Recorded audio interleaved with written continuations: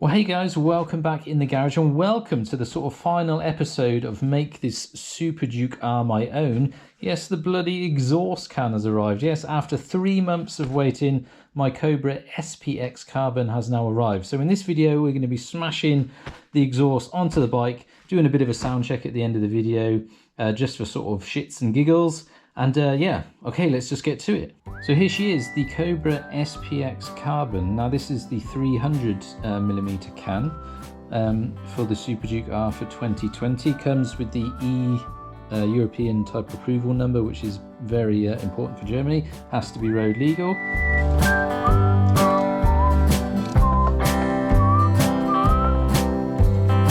Pretty easy installation this. You just got to remove a couple of screws from this protection plate here.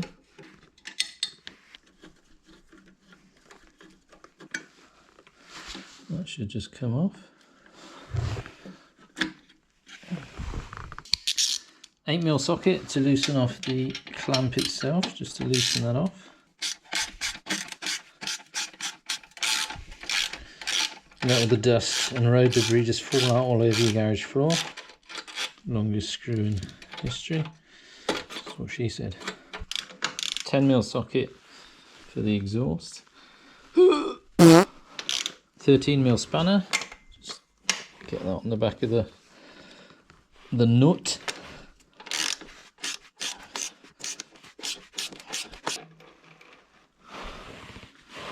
Gosh.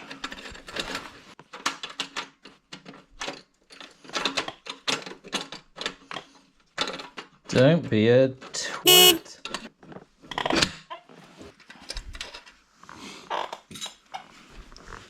So with the interest of thoroughness, and for those that are interested in weight saving, let's get them weighed. It's not that heavy actually for a stock can. 1,150 grams. And for the Cobra SPX, 613 grams. So quite a bit of difference there, but I was expecting the stock can to be a lot heavier, to be honest. Alright, let's get this puppy on.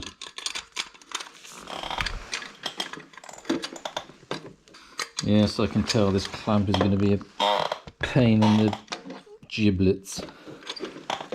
Probably the best idea is to put the bolt back on.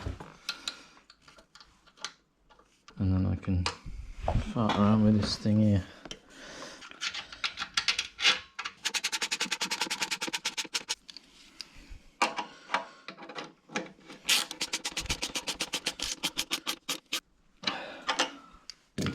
Gosh, she's on.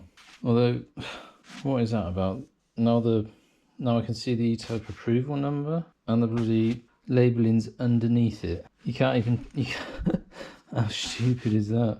You can't even turn the exhaust because it's a one-piece. Yeah, done a good job with that. See what she sounds like.